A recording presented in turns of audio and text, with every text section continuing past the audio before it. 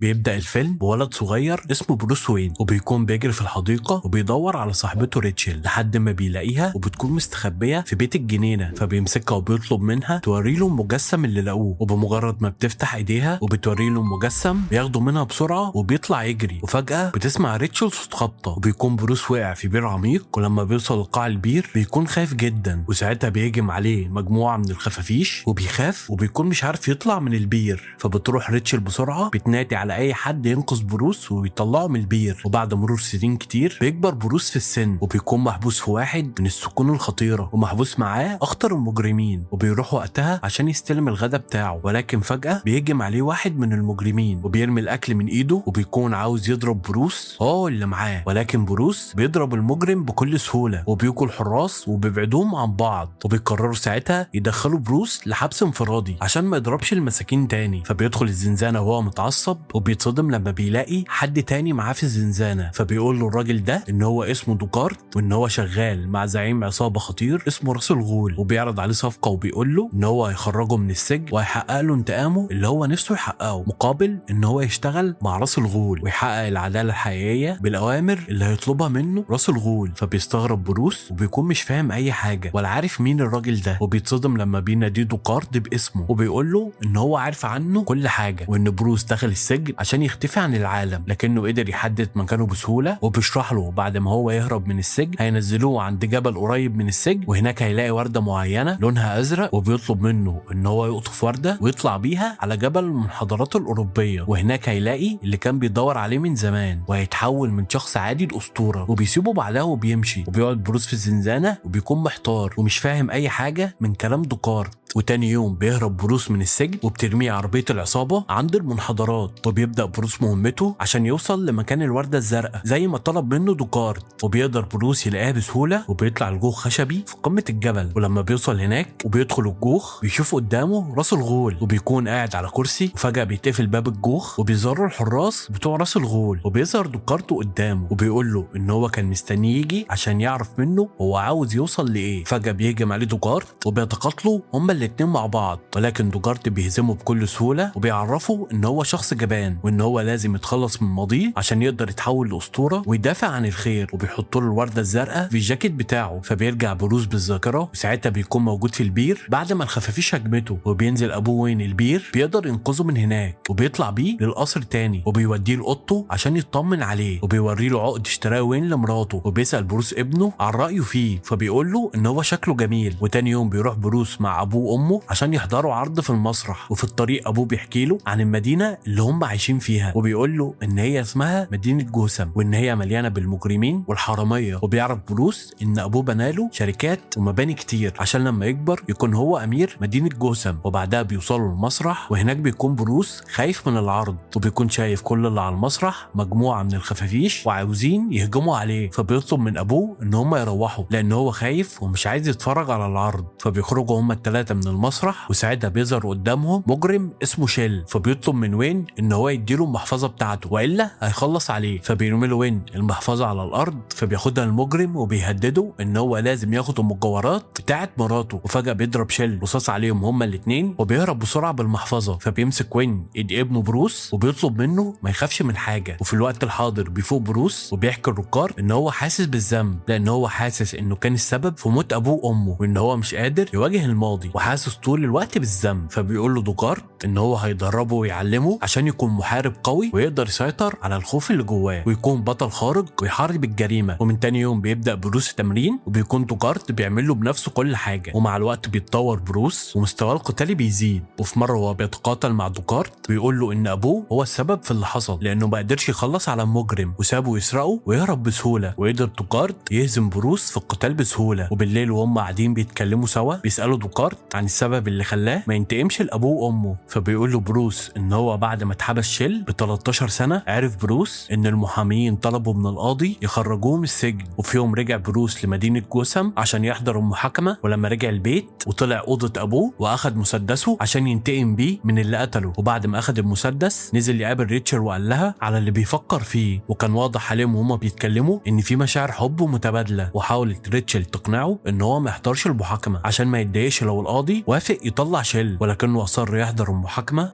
وفي المحاكمة كان متعصب جدا واتمنى وقتها ان هو يقدر يخلص على شيل. وفي المحكمة وافق القاضي ان هو يطلع شيل من السجن. وفضل ساعتها بروس واقف قدام قاعة المحكمة وشاف شيل وهو خارج من المحكمة وقرب منه عشان يخلص عليه، لكن فجأة اتضرب رصاص من شخص مجهول على شيل وخسر شيل حياته. فراحت ريتشل بسرعة اخدت بروس واخدته وهربوا من المكان. وفي الطريق حكت له عن مدينة جوثام وعن زعيم العصابة اللي مسيطر على المدينة، وقالت له ان في زعيم عصابة اسمه فالكون وهو اللي بعت شيل زمان عشان يخلص على ابوه، لان ابوه كان راجل محترم وكان عاوز يخلي مدينة جوثام مدينة لكل الناس. ووريت له البار اللي بيقعد فيه فالكون علشان ينتقم منه وياخد حق ابوه وامه. ولما شافت معاه مسدس اتعصبت وضربته بالقلم وطلبت منه ينزل من العربية. ونزل بروس وهو حزين ورمى المسدس في النهر لان هو جبان. ورجع وعدها للبار بتاع فالكون ودخل البار عشان يخلص عليه، ولكن حراس فالكون وقفوه واتريق عليه فالكون لما عرف ان هو جاي ينتقم منه لانه ما كانش معاه سلاح. وطلع فالكون وقتها مسدسه وقال لبروس ان هو ممكن يخلص عليه قدام ضباط الشرطة والقضاة اللي موجودين في البار، ولكنه ما خلصش عليه. فهرب بروس من البار ومن المدينة كلها وسافر لمدينة تانية وعاش هناك حياة فقيرة، لدرجة ان هو كان بيسرق عشان ياكل لحد ما في الاخر دخل السجن. وفي الوقت الحاضر بيكون بروس في التدريبات بتاعته، فبيطحن دوجارد الوردة الزرقاء وبيطلب منه ان هو يستنشقها عشان يسيطر على كل الحاجات اللي بيخاف منها. وساعتها بيبدأ بروس يحس ان هو خايف ومش قادر يقف على رجليه، وبيشوف قدامه كله حراس راس الغول وبيكونوا لابسين لبس محاربين النينجا. فبيعدي من وسطهم لحد ما بيوصل لصندوق خشبي قديم وبيفتح الصندوق وبيطلع منه خفافيش كتير. فبيبدأ بروس يتخانق معاهم وبيرجع بعدها يعدي من وسط محاربين النينجا. وفجأة بيخلع دوجارد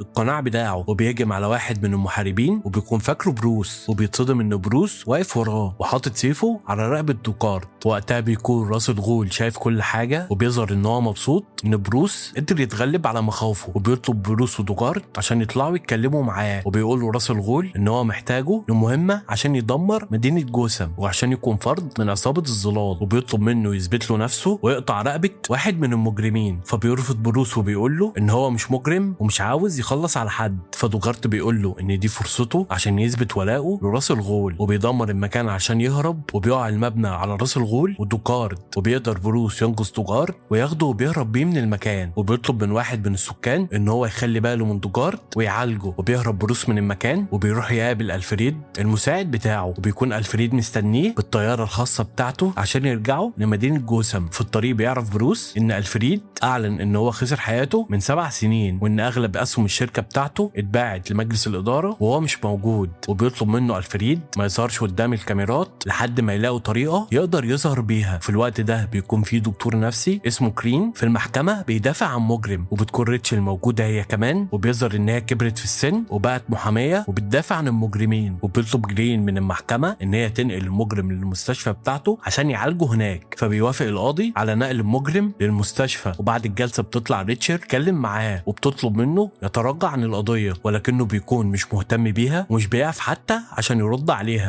وساعتها بيكون بروس في البيت وبيشوف خفاش بيطير جوه القصر، وبيفتكر وقتها بروس البير اللي وقع فيه زمان وهو صغير. فبينزل بروس بسرعه لهناك، وعلى عكس اول مره مش بيكون خايف، وبيقرب من مكان الخفافيش لحد ما فجاه بتظهر مئات من الخفافيش وبتلف حوالين جسمه. فبيقف بروس في وسطها وما بيكونش خايف منهم ولا بيحاول حتى ان هو يبعد عنهم. واثناء ما بيكون في القبو بيروح جرين يقابل زعيم العصابه فالكون، وبيظهر وقتها ان هم بيشتغلوا سوا. وبيطلب جرين منه ان هو يخلص على ريتشل، وبيحذره ان الزعيم لو عرف اي حاجه هيخلص عليه بنفسه. وبيقول له ان الزعيم في طريقه لمدينه جوثام وهيوصل لها قريب، وبيسيبه في المكتب وبيمشي. وبيروح وقتها بروس للشركه بتاعته، وبمجرد ما بتشوفه السكرتيره بتتصدم وما بتكونش مصدقه ان هو لسه عايش. فبتنادي بسرعه على إيريل رئيس مجلس الاداره علشان يشوف بروس. فبيدخل له بروس بنفسه، وبيتصدم إيريل لما بيشوفه لسه عايش، وبيقول له ان هو مبسوط ان هو رجع له تاني. فبيرد عليه بروس وبيقول له ان هو عاوز يشتغل في الشركه وعاوز يكون مسؤول عن قسم التقنيات. فبيقول له إيريل ان المسؤول عن قسم التقنيات هو فوكس. فبيروح بروس يقابله، وبيتصدم لما بيعرف ان فوكس كان صاحب ابوه زمان. وبيقول له فوكس ان هو زمان كان مسؤول عن القسم ده لما وين كان لسه عايش، واخترعوا سوا بدله سودا عشان يلبسوها الجنود، ولكن ما بقوش يصنعوا البدله دي بعد كده بسبب ان سعرها غالي جدا. فبيعجب بروس بيها وبيقرر يستخدمها عشان تكون بدلته الجديده. وبيقرر ان هو يكون بطل خارق لمدينه جوثام وهيسمي نفسه باتمان، ولكنه مش بيقول بيقول لفوكس الحقيقه لانه خايف ان حد يعرف حقيقته. وبعدها بيرجع لقصره وبينزل لمكان الخفافيش تاني مع الفريد بعد ما قرر ان مكان الخفافيش هيكون مقره الجديد كبطل خارق. وبالليل بيكون محقق شرطه من المدينه اسمه جوردن في طريقه لمكتبه، وبيكون باتمان واقف على السطح مستنيه. وبمجرد ما بيدخل المكتب بيدخل وراه باتمان وبيهدده بمسدس في نص دماغه، وبيعرف منه ان فالكون بيدفع فلوس لظباط عشان يساعدوه يهرب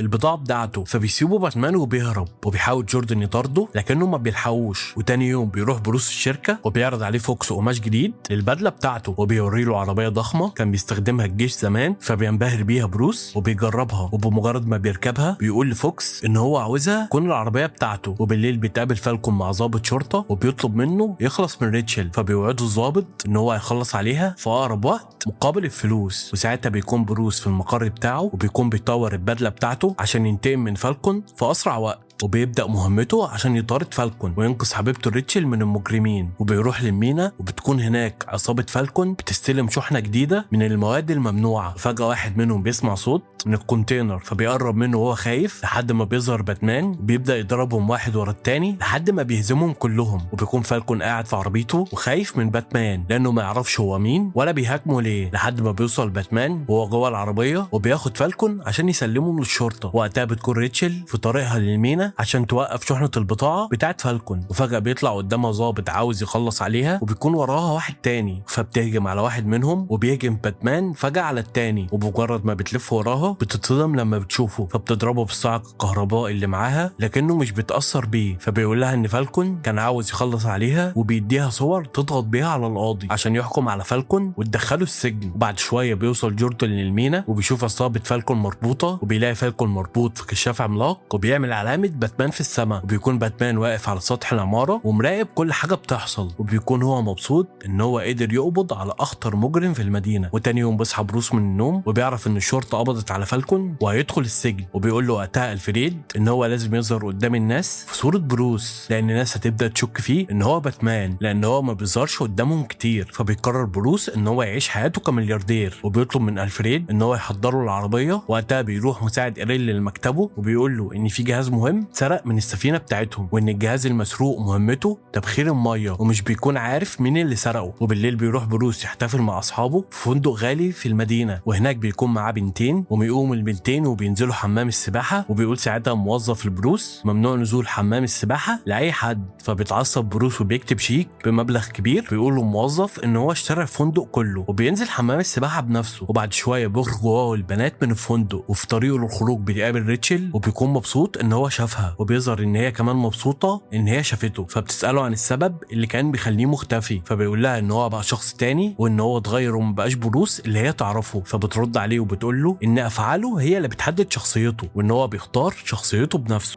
وتاني يوم بيروح الدكتور كرين لفالكون السجن وبيقول له ان هو بقى كارت محروق وان هو لازم يخلص منه باوامر من الزعيم. فبيهدده فالكون ان هو هيقول له الشرطه على كل حاجه وهيعرفهم ان هو بيعمل تجارب مجنونه في المستشفى بتاعته. فبيتعصب جرين وبيرش عليه غاز سام وبيلبس قناع قماش، فبيبدا فالكون يصرخ زي المجنون وهو خايف. فبيخرج جرين من الاوضه وبيقول له المحققه المسؤوله عن فالكون ان هو بقى مجنون ومحتاج يتنقل للمستشفى بتاعته. وقتها بيكون المحامي العام بيفتش الكونتينر بتاع فالكون عشان يتأكد من الحاجات اللي جواه، فبيضربوا واحد من ضباط الشرطة بالنار عشان ما يشوفش الجهاز الموجود في الكونتينر. وبالليل بيكون في ضابط شرطة من اللي شغال مع فالكون بيتمشى في المدينة، فبيهجم عليه باتمان وبيعلقه من رجليه وبيهدده ان هو لو ما اعترفش بكل حاجة هيخلص عليه. فبيقول له الضابط ان هو ما يعرفش حاجة وان في زعيم مسؤول عن كل الاعمال المشبوهة. فبيسيبوا باتمان وبيروح لشقة فالكون على امل ان هو يوصل للزعيم ده، وفي نفس الوقت بيوصل جرين ومعاه 2 مساعدين عشان يولعوا في الشقة. وبمجرد ما بيدخلوا الشقة بيهجم باتمان على واحد منهم وبيخلص عليه، فبيلبس جرين الماسك بتاعه وبيهجم على باتمان وبيرشه بالغاز السام. فبيبدأ يفتكر كل ذكرياته وهو صغير قبل ما يقع في البير والخفافيش هجمته، فبيستغل جرين الوقت ده وبيرمي عليه بنزين وبيولع فيه. فبينط باتمان بسرعة من الشباك وبيطفي النار وبيهرب بسرعة قبل ما حد يشوفه، وبيتصل بسرعة على الفريد وبيطلب منه ينقذه لأن هو اتسمم. وبيفضل مكانه وهو بيفتكر كل ذكرياته المخيفة. وبعد يومين بيصحى بروس وبيكتشف ان هو كان فاقد الوعي لمدة يومين، وان فوكس عمل له مصل عالج بيه اثار السم. فبيطلب منه بروس ان هو يصنع كمية اكبر من المصل وبينزل يقابل ريتشل لان اليوم ده هو عيد ميلاده. فبتديله المجسم اللي لقوه زوا زمان وبتقول له ان هي لازم تمشي لان رئيسها في الشغل مفقود بقاله يومين. وبتروح بعدها عشان تقابل جرين في المستشفى بتاعته، بتقول له ان هم لازم يخرجوا فالكون من المستشفى بتاعته لانه مجرم ولازم يتعاقب على اللي عمله. فبيقول لها ان هو مش رجل قانون ومهمته ان هو يعالج المرضى مش يسجنهم، وبياخدها معاه لقبو المستشفى وهناك بيوريها مجموعه من العمال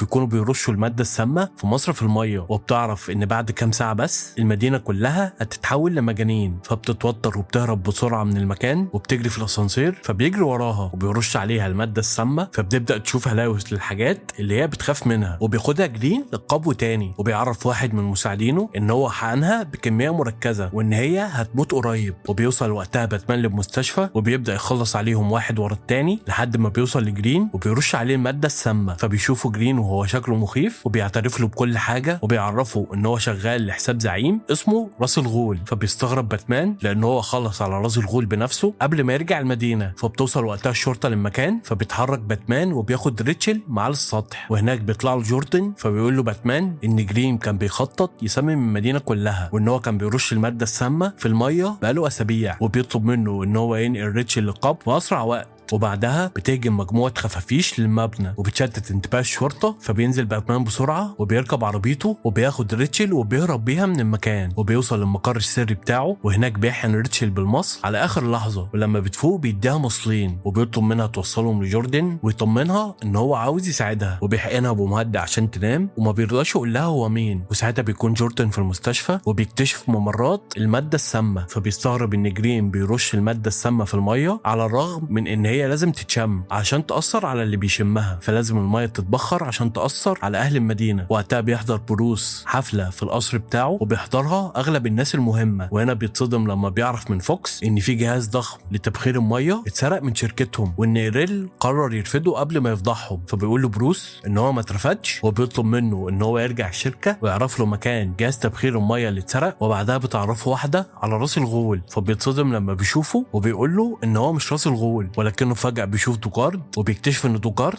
هو راس الغول وان هو كان بيكذب عليه. وبيقول له دوكارد وقتها ان دي فرصته الاخيره عشان يساعده في تدمير المدينه، وبيطلب منه يطرد كل الناس اللي في الحفله. فبيمثل بروس ان هو سكران وبيطردهم كلهم، وبمجرد ما المكان بيفضى بيولع روكاردو ورجالته في القصر كله وبيضرب بروس لحد ما بيقع عليه عمود من القصر وبيفقد الوعي وهو على الارض. ولكن قبل ما يموت بيقدر يوصل له الفريد على اخر لحظه وبينقذه وبياخده معاه للبدروم. وساعتها بيبدا دوكارد خطته في تدمير المدينة وبينشر الغاز في جزء من المدينة وبيجمع رجالته عشان يتحركوا بالقطر. وساعتها بيروح باتمان لجوردن وبيديله مفتاح عربيته وبيطلب منه ان هو يدمر طريق القطر في اسرع وقت، وبيتشعلق بعدها في القطر وبيفضل طاير في الجو لكنه بيقع في نص الطريق. فبيتجمعوا حوالين مصابين بالماده السامه ولكنه بيقدر يفلت منهم وبيرجع للقطر في اخر لحظه وبيفضل يضرب في راس الغول لحد ما بيهزمه وبيكون هيخلص عليه. وقتها بيوصل جوردن لنهايه سكه القطر وبيدمر الطريق عشان يوقف القطر، وفي الوقت ده في القطر بيقول باتمان لراس الغول ان هو مش هيخلص عليه وهيسيبه يحدد بنفسه مصيره. فجاه بيقع القطر في الطريق اللي كان ماشي فيه وبيموت راس الغول وبيقدر باتمان ينقذ المدينه كلها. وتاني يوم بيروح إيريل الشغل في الشركه وبيتعصب لما بيشوف فوكس لان هو رفضه، فبيقول لفوكس ان بروس هو اللي رجعه للشغل وبيعرفه كمان ان هو اترفد من الشغل وبيتصل ببروس عشان يبلغه بنفسه. وتاني يوم بيكون بروس واقف مع ريتشل وبيقرر ان هو هيرجع يبني قصره تاني وبيعترف لها ان هو باتمان البطل الخارق اللي انقذ المدينه. فبتفرح ريتشل وبتقول له ان هي حبته هو باتمان اكتر من بروس لكنها عايزه ترتبط ببروس اللي اتربت معاه وحبته من هما صغيرين. وبعد فتره بيروح باتمان يقابل الضابط جوردن، فبيقول له جوردن ان المدينه بقت هاديه وان مفيش ولا جريمه حصلت بعد ما خلصوا من جرين وراس الغول، ووجود بطل خارق زيه في المدينه هيخلي معدل الجريمه يقل، ولكنه بيعرفه ان في مجرم خطير بدا يظهر في المدينه واكيد بيخطط عشان يعمل حاجه قريب. وبيقول له ان المجرم الخطير ده اسمه جوكر وبيديله الكارت بتاعه، فبياخده باتمان وبيمشي من المكان بسرعه قبل ما حد تاني يشوفه.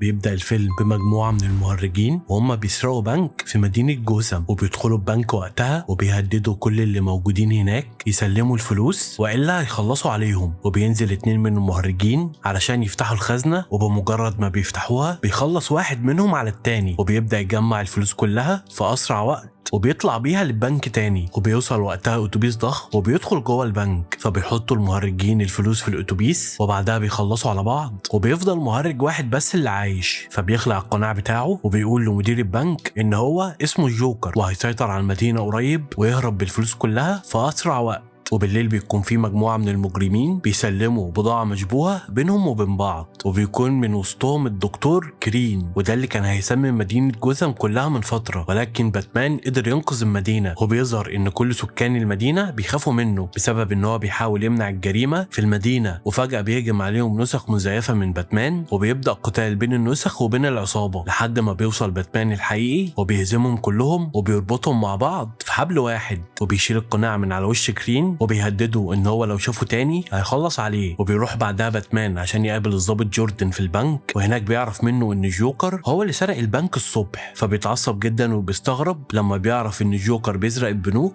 اللي فيها فلوس المجرمين وزعماء العصابات، فبيتوقع ان هو بيخطط لحاجه اكبر، وبيطلب من جوردن يساعده عشان يخلصوا منه، وبيقول له ان هو عنده خطه هيقدر يعلم بيها الفلوس، وبمجرد ما بيسرقها الجوكر يقدروا يوصلوا له، وبيقول له على اسماء 5 بنوك هيعلموا الفلوس اللي فيها ويركبوا فيها اجهزه مراقبه. وتاني يوم بيكون بروس في البدروم بتاعه بيعالج جروح جسمه، فبيروح له ارفريد المساعد بتاعه بيعرفه ان في اجتماع في الشركه ومحتاجينه هناك، وبروس بيقرر يروح الشركه عشان محدش يعرف حقيقته. وساعتها بتكون حبيبته السابقه ريتشل في المحكمه مع حبيبها الجديد النائب العام هارفي، وبيتهموا وقتها مجرم خطير اسمه ماروني ان هو المسؤول عن كل الجرائم اللي موجوده في المدينه، ولكن واحد من مساعدين ماروني بيقدم نفسه للمحكمه وبيقول ان هو الزعيم، فبيبدا هارفي يحقق معاه وبيحاول يضغط عليه عشان يعترف، وفجاه بيطلع المجرم مسدس من جيبه وبيوجهه ناحيه هارفي وبيهدده ان هو ممكن يخلص عليه، فبيمسك هارفي المسدس منه وبيضربه ضربه واحده وبيخليه يدوخ، وبيقدروا الضباط يمسكوه، وبيروح هارفي بعدها يرجع المسدس لماروني وبيهدده ان هو مش هيسيبه الا لما يخلص منه، وبيرجع بعدها لمكتبه، وهناك بيزوروا المحقق جوردن وبيقترح عليه ان هو يركب اجهزه تتبع في الفلوس، فبيقول له هارفي ان هو عارف الحقيقه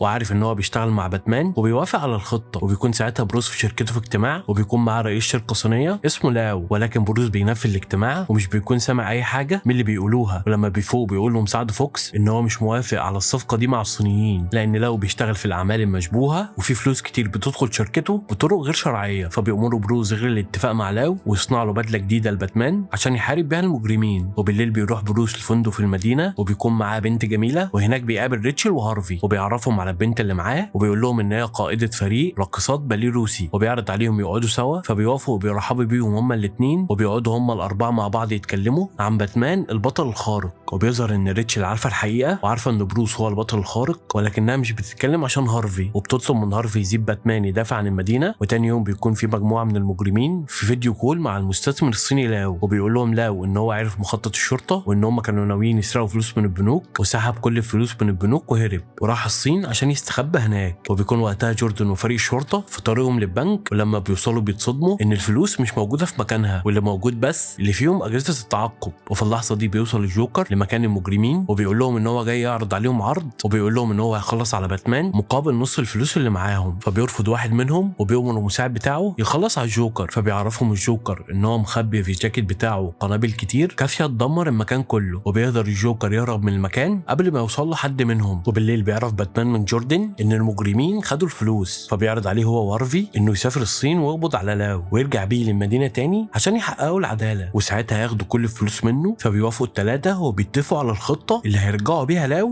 من الصين. وبيرجع بعدها بروس لشركته وبيطلب من مساعد فوكس انه يوري له البدله الجديده ويسافر بنفسه للصين عشان يقابل لاو عشان ينفذوا الخطه. وتاني يوم بيروح بروس للبحر وبيعيش حياته كرجل غني عشان ما يلفتش نظر الصحافه، وفي نفس الوقت بيروح الجوكر وعصابته واحد من زعماء العصابات عشان يخلص عليه، وبيقول له ان الندبه اللي في وشه عملها له ابوه وهو صغير، وبيقترح عليه يعمل له ندبه شبهها في وشه، وبيمسك السكينه وبيقرب منه ولكنه بيخلص عليه فجاه، وبيطلب من باقي العصابه ان هي تشتغل معاه فبيضطروا يوافقوا. وتاني يوم بيوصل فوكس للصين وبيدخل شركة لاو عشان يقابله، وهناك بيسلم التليفون بتاعه في الأمانات وبيطلع عشان يقابل لاو. ولما بيقابله بيقول له إن بروس ناوي يرفض الصفقة اللي بين الشركتين، وبيلاحظ لاو إن فوكس معاه التليفون بتاعه فبيستغرب وبيطلب منه يقفل التليفون، وبيعرفه إن التليفونات ممنوعة في الشركة كلها، فبيعتذر له فوكس وبيقفل التليفون وبينزل بعدها عشان يقابل بروس. وهو خارج من الشركة بيرجع له موظف الأمن التليفون بتاعه، فبيشكره فوكس وبيقول له إن تليفونه معاه، وبيروح يقابل بروس وبيقول له إن هو ساب التليفون في مكتب الأمانات عشان يقدروا يهكروا الشركه كلها، والتليفون التاني صور بيه الشركه كلها وصمم خريطه للمكان. وبالليل بيقف باتمان على سطح الشركه، وبيكون وقتها موظفين لاو جوه الشركه، فبيعطل كل الانوار في المبنى وبيشوش على كل الاجهزه، وبيدخل بعدها الشركه وبيهجم على الموظفين ويخلص عليهم واحد ورا التاني. ولما بتوصل الشرطه للمكان بيلاقوا باتمان ماسك لاو، وفجاه بيضرب منضاد في الجو، فبيتعلق المنضاد في طياره في الجو، فبيطير باتمان ولاو وهم متعلقين في الطياره، وبيكونوا في طريقهم لمدينه جوثام. وتاني يوم بيوصل جوردن المكتب بتاعه في وسط المدينه، وهناك بيلاقي لاو قاعد في الارض وعلى رقبته ورقه من باتمان، وبيطلب من اي حد يلاقيه يوصله لجوردن. وبعدها بيروح جوردن يقبض على زعماء العصابه في المدينه، وبيوعدهم ان هو هيتاكد ان هم مش هيخرجوا من السجن. وفي السجن بتروح ريتشل بتحقق مع لاو وبتساله على مصدر الفلوس اللي معاه، فبيعرفها ان كل المجرمين اللي موجودين في المدينه شغالين معاه وبيدوا فلوسهم، وبيعرض عليها ان هو يساعدها انها توقع كل المجرمين ويقبضوا عليهم ويدخلوهم السجن مقابل خروجه من السجن، وكمان طياره خاصه يسافر بيها للصين تاني. فبتروح تسال النائب العام وبتبلغه بعرض لاو، وبتقول له ان هي عايزه توافق، وبترجع بعدها لاو تاني وبتبلغه ان هي موافقه على العرض. وتاني يوم بيروح النائب العام والمحقق جوردن لمكتب العمده، وهناك بيقول لهم العمده ان هو خايف من لاو وحاسس انه وراه سر كبير. واثناء ما هما بيتكلموا عن اللي بيحصل في المدينه فجاه بتخبط في المبنى جثه باتمان، وبتوصل ساعتها الاسعاف والصحافه وبيصوروا الجثه وهي متعلقه في الجو. وبيوصل فيديو جديد للصحافه وبيكون فيه جوكر بيضرب باتمان المزيف، وبيهدد باتمان الحي في الفيديو وبيقول له يا اما يكشف نفسه لكل الناس والا كل يوم هيخلص على واحد من اللي بيقلدوه لحد ما يخلص على المدينه كلها. وبيكون ساعتها بروس في قصره وبيستعد للحفله اللي معموله في بيته بالليل، بيشوف الفيديو في التلفزيون فبيتضايق وبيقرر يخلص على الجوكر. وساعتها بيعرف جوردن ان القاضيه بتاعه المدينه ومفوض الشرطه في خطر، فبيبعت رجالته للقاضيه عشان يحموها، وبيروح هو لمفوض الشرطه علشان يطمن عليه. ولما بيوصلوا المساعدين عند القاضيه بيديها واحد منهم رساله وبيطلب منها تركب عربيتها بسرعه لان حياتها في خطر والجوكر ممكن يظهر في اي لحظه ويخلص عليها. وبمجرد ما بتركب العربيه وبتفتح الرساله بيكون مكتوب فيها تبص لفوق، وبتنفجر بيها العربيه وبتنتشر بطاقات الجوكر في كل مكان. في الوقت ده بيوصل جوردن عند مفوض الشرطه وبيكون مستغرب ازاي الجوكر هيخلص عليه، لكن بيكون مستوعب ان الجوكر معاه جواسيس ليه في كل مكان، وبيفهم وقتها ان هو حاطط سم للمفوض. وفجاه بيصب المفوض كاس لنفسه، وبمجرد ما بيشربه بيقع على الارض. وبالليل بيوصل هارفي وريتشل الحفله سوا، وهناك بيرحب بيهم بروس وبيقول لهارفي ان هو اهم وانجح شخص في المدينه بعد ما قدر يحبس اغلب المجرمين، وبيطلب من كل اللي موجودين يشجعوا هارفي ويفضلوا وراه لحد ما يقضي على الجريمه في المدينه. وبيدخل بعدها يتكلم مع ريتشل على انفراد، وبيتضح ان هما الاثنين لسه بيحبوا بعض، ولكن ريتشل بترفض تعترف بحبها ليه بعد ما ارتبطت بهارفي. وبينادي عليها هارفي فبتروح تتكلم معاه، ولما بيسالها ناويه تكمل حياتها معاه ولا لا بتعرفه ان هي بتحبه ولكنها مش هتقدر ترد على سؤاله في الوقت الحالي. واثناء ما هما بيتكلموا بيظهر بروس من وراهم وبياخد هارفي معاه وبيطلب من ريتشل تستخبى بسرعه. وساعتها بيوصل الجوكر للحفله وبيبدا يهدد كل اللي في المكان ان هو هيخلص عليهم كلهم لحد ما يوصل لمكان هارفي، ولكن بيكتشف ان محدش يعرف مكانه فعلا لحد ما فجاه بتظهر قدامه ريتشل، فبيقرب الجوكر منها وبيهددها ان هو هيعمل لها رسمه زي اللي في وشه ولكنها بتضربه فبيبعد عنها. وبيوصل وقتها باتمان وبيبدا يتقاتل مع الجوكر وعصابته، وبيكون اقوى منهم بكتير لدرجه ان هو بيهزمهم كلهم وبيكون هيخلص على الجوكر. فبيمسك الجوكر ريتشل وبيرميها من الشباك، فباتمان بينط وراها على اخر لحظه وبيلحقها، وبيقعوا هما الاثنين على العربيه في الشارع، وبيطمن ان هي بخير وان هي ما اتصابتش بسبب الوقعه. وتاني يوم بيوصل بغل جوردن عن وجود جثتين للجوكر في شقه قريبه منه، فبيروح هناك بسرعه وبيتصدم لما بيلاقي على بطاقه التعريف بتاعتهم اسم هارفي، وبيكتشف ان الجوكر بيوصل لهم رساله وبيقول لهم ان هو هيخلص على هارفي. فبيروح له باتمان على العنوان اللي فيه الجثث وبيلاحظ ان في رصاصه دخلت في الجدار، فبياخد الرصاصه وبيقرر يحللها ويطلع من عليها بصمات الجوكر عشان يعرف اسمه الحقيقي، وبيتفق معاه على خطه عشان ينقذوا هارفي. وبينتشر وقتها خبر في التلفزيون ان الجوكر هيخلص على العمده في اللقاء الصحفي بتاعه تاني يوم. وتاني يوم بيكون العمده في اللقاء الصحفي في نص الشارع، وبيظهر ان في قوات كبيره من الشرطه بتامنه، وبيكون بروس في البيت وبيقدر يعرف صاحب البصمات اللي على الرصاصه، وبيعرف كمان ان هو حاجز اوضه في فندق، والفندق ده موجود في شارع المؤتمر الصحفي اللي فيه العمده. فبيتحرك بسرعه عشان يوصل لاوضه الفندق، ولما بيوصل لهناك بيتصدم لما بيشوف مجموعه شباب متربطين، وبيعرف ان هم من حرس العمده وان الجوكر وعصابته لابسين لبس الحرس. فبيبص بروس من المنظار اللي محطوط جنب الشباك، فمجرد ما بيحركوا من مكانه بتتفتح الستاره وبيبداوا الحرس الحقيقيين يضربوا نار ناحيه الشباك، وبيضرب الجوكر نار على العمده، ولكن جوردن بياخد الرصاصه بداله وبيخسر حياته. وبيقدر هارفي ياخد واحد من الحراس وبيروح بيه لمكان مهجور، وهناك بيهدده بالمسدس بتاعه وبيقول له ان هو هيخلص عليه لو ما قالش على مكان الجوكر. فبيوقفوا باتمان وبيعرفوا ان الحارس مريض نفسي، والجوكر هربه مع مجموعه من المرضى عشان ينشروا فوضى في المدينه، وبيقول له ان الجوكر مش هيسكت الا لما باتمان يسلم نفسه. وبيقرر وقتها يعمل لقاء صحفي تاني يوم ويقدم باتمان نفسه للعالم. فبيرفض هارفي وبيقول ان هو شخص جبان وان هو قرر يستسلم بسهوله. وتاني يوم بيعمل هارفي لقاء صحفي وبيكون بروس موجود في اللقاء، وبيقول هارفي وقتها ان باتمان قرر يعرف نفسه للناس مستعد يتعاقب على كل الجرائم اللي عملها المده اللي فاتت، في مقابل ان الجوكر ما يعملش اي جرائم تاني في المدينه. وبيتحرك بروس وقتها عشان يقدم نفسه، لكنه بيتصدم لما بيقول هارفي للناس ان هو باتمان، وبيظهر ان هو قرر يضحي بنفسه لان باتمان هو الوحيد اللي هيقدر ينقذ المدينه ويخلص على مجرم مجنون زي الجوكر. بتروح بعدها ريتشل تقابل المساعد الفريد وبتديله جواب يوصله لبروس، وبتقول له ان هي ممكن تختفي قريب وحاسه ان في حاجه غلط، ولو حصل لها حاجه الجواب ده هيكون وصيتها لبروس وهارفي. وبالليل بتنقل الشرطه هارفي للسجن المركزي عشان يتسجن هناك لحد ما يتحاكم. وفي الطريق بتطارد الشرطه عربيات ضخمه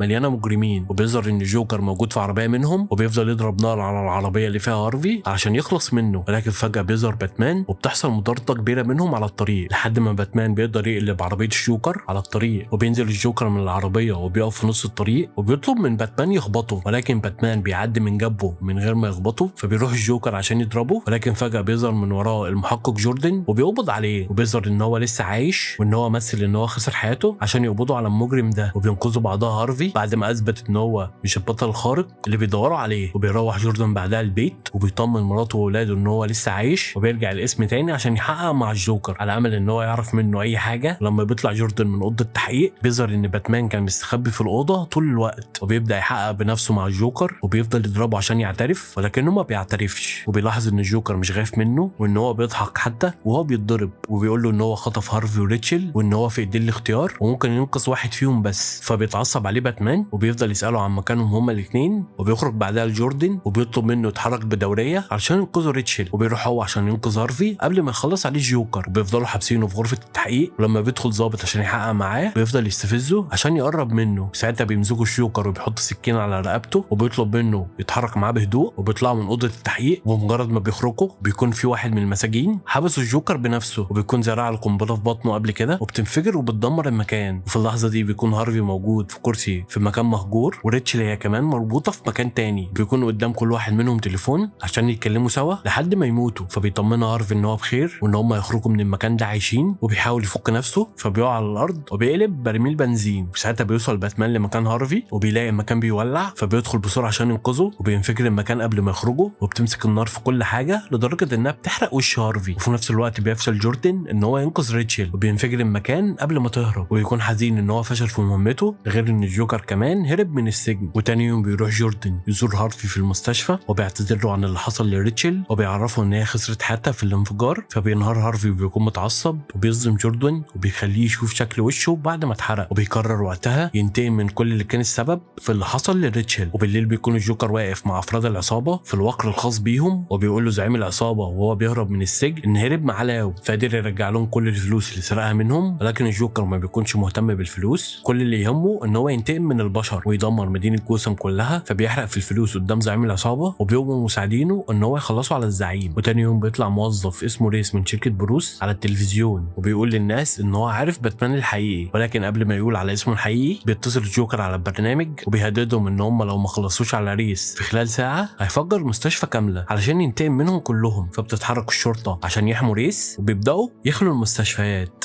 ساعتها بيروح الجوكر للمستشفى وبيدخل اوضه هارفي عشان يخطفه، وبيقول له ان مش هو اللي خلص على حبيبته ورجاله جوردن هم السبب، وبيقترح عليه يهربه من المستشفى عشان ينتقم من اللي خلصوا على ريتشل. وبيوافق هارفي وبيكون حزين لانه عاوز ينتقم من جوردن ورجالته. وبيكون وقتها بروس بيلف بعربيته حوالين المستشفى عشان يعرف فين الجوكر، وبيخرج ساعتها الجوكر من المستشفى وبيدمر المستشفى كلها. وبيعرف جوردن من المساعد بتاعه ان في اتوبيس مفقود فيه 50 فرد، وبيهرب هارفي وكمان من المستشفى وبيروح يقابل ضابط شرطه في البار، وبيكون بيكون عارف ان هو خاين وان هو كان شغال لمصلحه زعيم عصابه، فبيخلص عليه وبيروح بعدها يقابل ماروني في العربيه بتاعته وبيهدده عشان يعرف منه اسم الضابط التاني اللي نقل ريتشل للمكان المهجور والا هيخلص عليه، وبيقول له ان هي شرطيه واسمها راميلز. فجاه بيتضرب السواق بالنار وبتتقلب بيهم العربيه. وقتها بيروح بروس للمقر السري بتاعه مع فوكس المساعد بتاعه وبيقول له ان هو بيراقب كل تليفونات المدينه عشان يتاكد من مكان الجوكر وبيخلص عليه. وبالليل بيروح هارفي لراميلز وبيهددها انها تتصل على مرات جوردن وبتطلب منها تروح للمبنى المهجور اللي انفجر بيه من فتره، وبعدها بيخلص على راميلز عشان ينتقم منها لان هي خاينه. وبالليل بتهرب الشرطه سكان المدينه وكل المساجين في سفينتين عشان يهربوا قبل ما يخلص عليهم الجوكر، وبيكون المساجين في سفينه والمواطنين في سفينه تانية. وبمجرد ما بتتحرك بيهم السفينه بتعطل وهي في نص الميه، وبيتكلم معاهم الجوكر عن طريق الميكروفون وبيقول لهم ان كل سفينه فيها كميه كبيره من القنابل ومع كل سفينه زرار لتفجير القنبله، يعني معنى كده ان كل سفينه معاها زرار تدمر السفينه الثانيه بكل سهوله. في الوقت ده بروس بيعرف مكان الجوكر وبيطلب من جوردن يتحرك للمبنى، فبيروح لهناك وبيكون معاه مجموعه كبيره من الشرطه وبيكون عاوز يقتحم المبنى، ولكن باتمان بيمنعه وبيطلب منه ان هو يستناه. وبيدخل لنفسه المبنى وبيكتشف ان الرهاين اللي هناك مجرمين تبع الجوكر وان المهرجين هم الرهاين، والجوكر مغير هدومهم عشان يضحك على الشرطه. فبيبدا باتمان يتقاتل معاهم وبيبدا يهزم كل المجرمين وبيوصل لحد الجوكر وبيبدا قتله لحد ما بيقدر الجوكر يهزمه وبيكون هيخلص عليه. وبيطلع من جيبه زرار لتفجير القنبله وبيقول له ان قبل الساعه 12 هيكون السفينتين فجروا بعض، ولكن وقتها ركاب السفن بيرفضوا انهم يخلصوا على بعض وبيقرروا ان هم ما يفجروش القنابل. فبيقرر الجوكر يفجرها بنفسه، ولكن باتمان بيضربه على اخر لحظه وبيعلقه من رجليه في حبل وبيقول له ان هو مش هيخلص عليه وهيسلمه للشرطه عشان يتعاقب. وبيروح وقتها جوردن لمكان اسرته، ولما بيوصل هناك بيشوف هارفي وبيكون بيهددهم بالمسدس وعاوز يخلص عليهم، وبيلوم جوردن لانه هو كان السبب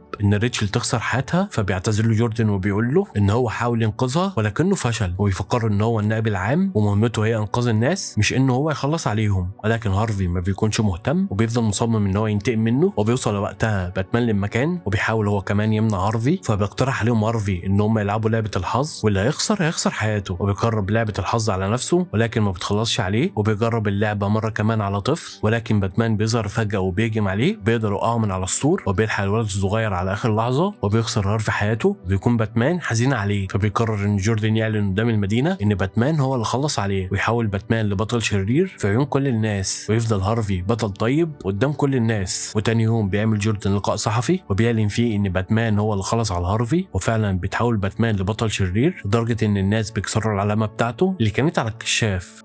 فيلمنا بيبدأ بضابط من العمليات الخاصة قدر يقبض على مجموعة من المجرمين المطلوبين، وبياخد ضابط المجرمين وبيسلمهم لضابط تاني من CIA، واللي بدوره بياخد المجرمين في طيارة وبيفضل يهددهم انه هيرميهم من الطيارة لو ما قالوش على مكان شخص اسمه بن. وبنعرف ان بن مجرم برضه لكنه خطير جدا ومطلوب في كذا دولة. وفي وسط ده كله واحد من المجرمين بيطلب من الضابط يتكلم معاه، وبيروح للضابط على طول وبيشيل القناع اللي مداري وشه عشان يكتشف ان المجرم ده هو بن. وبنعرف ان دي الخطه اللي عاملها بن عشان يطلع للطياره، وبيقدر بن يفك قيوده وبيبدا يضرب كل الجنود اللي في الطياره وبيخلص عليهم كلهم. وبيوصلوا رجاله بن في طياره تانية وبيقدروا يربطوا سلاسل في طياره CIA ويدمروها خالص. اما بن فاخد معاه عالم قنابل نوويه كان في الطياره كرهينه وخرج من الطياره. وعلى الجانب الاخر في بيت بروس وين بيكون في حفله وحاضرها كل الشخصيات المهمه في المدينه ما عدا بروس وين نفسه. ولما بيلاقي ألفريد ان بروس مش موجود بيروح لواحده من الخدم بيطلب منها تودي الاكل والمشروبات وبروس في اوضته. ولما بتدخل الخدامه الاوضه بنشوف بروس هو تعبان جدا لدرجه ان هو ماشي بعكاز وجسمه بقى ضعيف جدا وشكله هزيل زياده عن اللزوم. وانا بنكتشف ان دي مش خدامه ولا حاجه، دي كات وومن، واحده قويه جدا زي باتمان ولكن متنكره في لبس خدامه. ولان بروس ضعيف جدا استغلت كات وومن الموقف وبتسرق العقد بتاع والده بروس وكمان بتوقعه على الارض.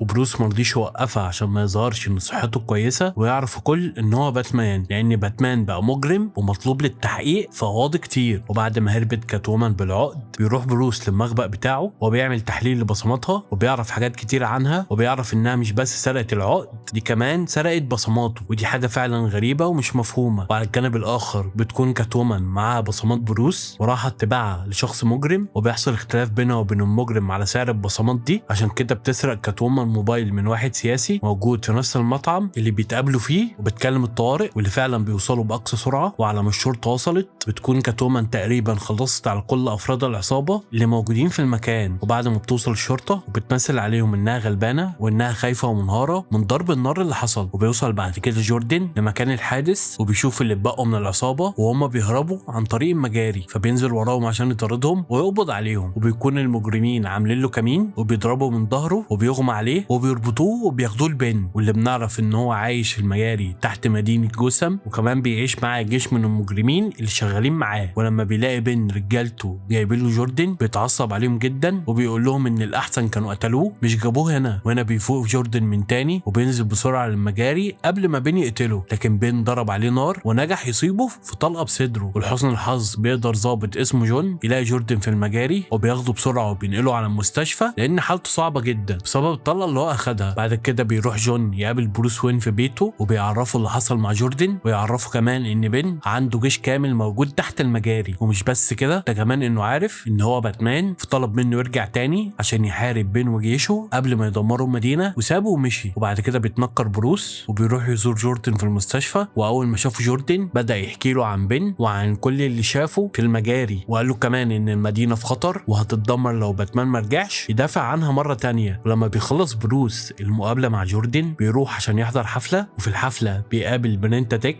وبتعرفه مريندا انها بتعمل مشروع للطاقه النظيفه وبتطلب منه تشتري مفاعل نووي اللي عنده في الشركه لانها محتاجه في مشروعها. بيبان على بروس ان هو مش مرتاح لمريندا، عشان كده بيقول لها فكر في العرض ده وبيسيبها وبيمشي. وفي الحفله بيقابل كاتومان وبيروح يرقص معاها وبيعرفها انه عارف ان هي اللي سرقته وخد منها عقد امه وسابها ومشي. ولكنه لما خرج من الحفله ندم انه اخد منها العقد، لان ببساطه كاتومان ما عجبهاش ان هو خد منها العقد، فسرقت عربيته الفخمه كلها ورجع للمخبأ بتاعه وركب آلة في رجله عشان تساعد في المشي وما يحسش بإصابة رجله، وراح لبدلة باتمان عشان يلبسها ويرجع باتمان ويحمي المدينة. وعلى الجانب الآخر بيكون بين ورجالته قدروا ان هم يقتحموا مبنى البورصة اللي موجود في جوثام ويسيطروا عليه. وكمان ما اكتفوش بكده، كمان قدروا ان هم يخترقوا الأجهزة كلها ويعدلوا نظام البورصة ويلعبوا في أسهم وفلوس الشركات. وبعد شوية بيوصل البوليس للمكان، لكن بين كان عامل حسابه ومحضر خطة الهروب. والخطة عبارة عن ان مجموعة من رجالته ياخدوا رهاين ويهربوا بيهم على موتوسيكلات قدام الشرطه. وقتها محدش هيضرب عليهم نار عشان ما يأذوش الرهاين، لكن الخطه شكلها مش هتنفع لان فجاه وبدون مقدمات الشوارع كلها ضلمت وظهر باتمان مره تانية وبدا يهاجم رجاله بين ويطاردهم، وقدر كمان ان هو يحرر كل الرهاين. لكن للاسف بتيجي الشرطه وبتبدا تطارد باتمان لانه في نظرهم مجرم ولازم يتقبض عليه عشان يتحكم في قواضي كتير. وبتقدر الشرطه انها تحاصر باتمان، ولكن قبل ما يقبضوا عليه بيركب طيارته الخاصه وبيهرب وبيرجع للمخبأ بتاعه.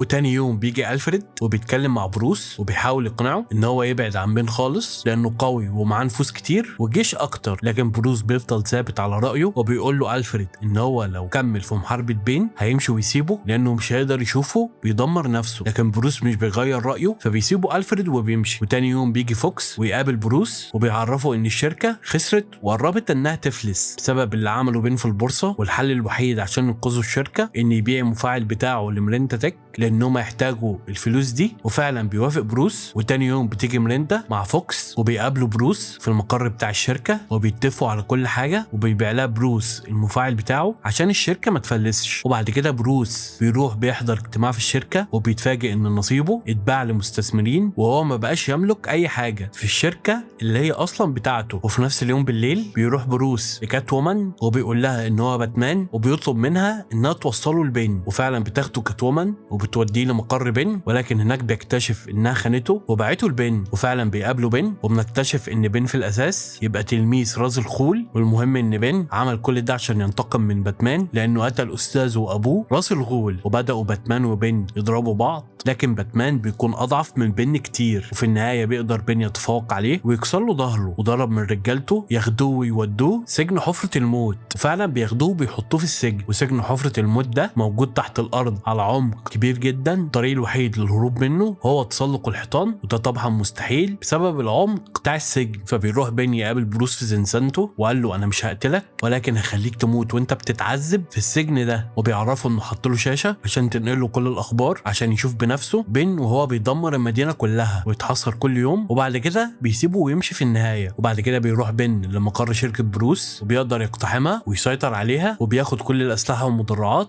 اللي موجوده في الشركه. كمان خلى العالم اللي خطفه في اول الفيلم يحول المفاعل اللي في الشركه لقنبله. وفي نفس الوقت ده بتوصل الشرطه لمقر بين تحت المجاري، بس بين كان زارع لهم قنابل هناك، وفي الوقت المناسب بيفجر المقر عليهم كلهم، وبكده بيكون حاصرهم تحت الارض. وفي نفس الوقت بيفجر ملعب كره قدم، بيقف في نص الملعب وبيمسك مايك وبيقول للناس ان في خلال ايام المدينه بالكامل هتتدمر. وبعد ما خلص كلامه قتل العالم اللي صنع القنبله، وبكده مش هيكون في طريقه لوقف القنبله. وما اكتفاش بكل ده كمان راح على السجون وحرر كل اللي فيها عشان ينتشروا المجرمين في المدينه وتنتشر الفوضى في كل مكان. اما بين فنشر رجالته ومدرعاته في كل مكان عشان يكون الحكم الفعلي للمدينه. فبتتحرك الدوله وبتبعت الجيش للمدينه، ولكن بيجي واحد من رجاله بين وبيقابل القائد اللي تبع الجيش وعرفه ان لو الجيش اتدخل في الموضوع المدينه كلها هتنفجر وكل اللي فيها هيموتوا. وفعلا بسبب كده تراجع الجيش، وطلع الرئيس الامريكي وقال في الاخبار وقال لاهل جوثام لازم تتعاملوا مع الوضع الحالي بنفسكم لاننا مش هنقدر نتدخل. اما بروس كان بيشوف كل اللي بيحصل ده في الاخبار وهو في زنزانته بيتحسر، وهو بيتحسر اكتر واكتر على اللي بيحصل، وبيحاول بكل الطرق يعالج نفسه، وبيساعده الدكتور في السجن وبيعلقه من ظهره عشان يعالج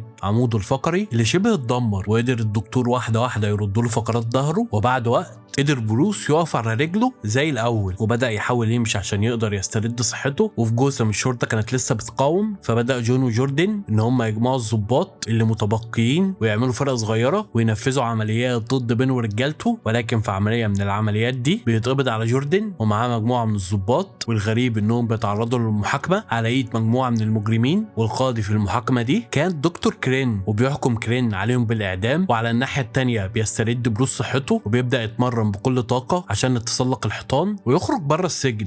وفعلا بعد فتره بروس بقى قوي جدا واخد اكل وميه عشان يبدا يطلع من هنا، والمساجين من الناحيه التانيه بيشجعوه. وبدا بروس يتسلق واحده واحده من غير حبل امان عشان يخفف وزنه، وفعلا بينجح وبيقدر بروس يخرج من السجن بعد ما اتغلب على خوفه، وبيحدف حبل للمساجين عشان يستخدموه ويخرجوا. ورجع بروس اخيرا على جوثام وقابل كاتومان وقال لها انه مسامحها وطلب منها ان هي تساعده عشان يحافظوا على المدينه سوا والا مش هتبقى منها حاجه. وفعلا اتحدوا سوا، راحوا اول حاجه لفوكس وانقذوه، وعلى طول فوكس بياخد بروس للبس باتمان والاسلحه والمعدات كلها اللي هيحتاجها في المهمه، وراح على جوردن وجون وساعدهم هو كمان وحررهم. وكمان قدروا يخرجوا باقي الضباط المحاصرين تحت المدينه. وتاني يوم بدات الحرب بين الضباط وعصابه بين، وفي المعركه بيكونوا الضباط خايفين ومترددين، ولكن بيجي باتمان وبيشجعهم وفعلا بيبداوا المعركه ضد عصابه بين. وفي نفس الوقت بيجمع جون سكان المدينه عشان يهربهم من المدينه عن طريق الجسر، لكن الضباط منعوه لان بين كان محذرهم ان اي حد هيخرج هيفجر المدينه بالكامل. وبنرجع تاني للمعركه، وبتبدا المعركه الاكبر بين باتمان وبين، والمره دي باتمان بيكون مجهز نفسه ومتمرن كويس جدا وبيقدر يهزم بين ويسيطر عليه بمنتهى السهوله. وبيساله عن سر تفعيل القنبله، ولكن وسط كل ده بتيجي ميليندا تيك وبتطعن باتمان في جنبه، وبنكتشف انها مش سيده اعمال شريفه ولا حاجه، ولكن تبقى بنت راس الغول وجايه هنا عشان تنتقم لابوها. ومتفقه مع بين على كل حاجه حد زرار التفعيل بتاع القنبله كان معاها هي، فعلا داست على الزرار عشان تفجر المدينه، ولكن مفيش حاجه بتحصل. وده لان جوردن كان شوش على اشاره القنبله وده منعها من الانفجار. وراحت ميليندا عشان تخلص على جوردن وسابت باتمان مع بين عشان يخلص عليه. ولكن قبل ما بين يعمل كده بتيجي كاتومان في الوقت المناسب وبتقدر تنقذ باتمان، ومشي باتمان وركب طيارته وبدا يطارد ميليندا قبل ما تفجر القنبله. وبعد مطارده كبيره جدا بتنتهي بان الشاحنه اللي فيها القنبله بتقع من فوق الكوبري وكان جواها ميليندا، وبتموت ميليندا. ولكن قبل ما بتموت بتقول لجوردن انها فعلت القنبله وهتنفجر ومحدش هيقدر يوقفها. وباتمان ملقاش حل غير التضحيه بنفسه وبيروح يودع جوردن وكات وومن وبيربط القنبله في طيارته وبيطير بيها بعيد عن المدينه وبتنفجر القنبله وبيموت باتمان. وبعد كده بنشوف جون وهو بيرمي شرطه الشرطه وقرر ان هو يسيبها خالص. اما الضباط في المدينه قدروا ان هم يغلبوا عصابه بين ورجعوا تاني المدينه تحت سيطرتهم. وجوردن عرف الكل ان بروس وين مات وهو باتمان، وحضر الجنازه بتاعته جوردن والفريد وجون كل المهمين في المدينة، واتعمل تمثال في المدينة لباتمان، وبقى بيت بروس وين بقى دار للأيتام، وأي فلوس اتبقت من بروس أو من عيلة وين راحت للخادم المخلص ألفريد. وبيمر الوقت بيلاقي جوردن الإشارة بتاعت باتمان اتصلحت، فبيستغرب جدا. وعلى الناحية التانية بتيجي رسالة لجون انه يروح كهف باتمان عشان يكمل مسيرة بروس وين. واخر حاجة بنشوفها وهي ان ألفريد بيروح يتغدى في مطعم، لكنه بيشوف بروس قاعد هناك مع كات وومن، وبنعرف ان بروس ما ماتش ولكن شغل الطيار الآلي عشان يبعد بالطيارة ونط منها قبل ما تنفجر. وبكده يكون خلص فيلمنا. لو عجبك الفيلم متنساش تشير ولايك وسبسكرايب وتفعل زر الجرس عشان تشوف كل جديد.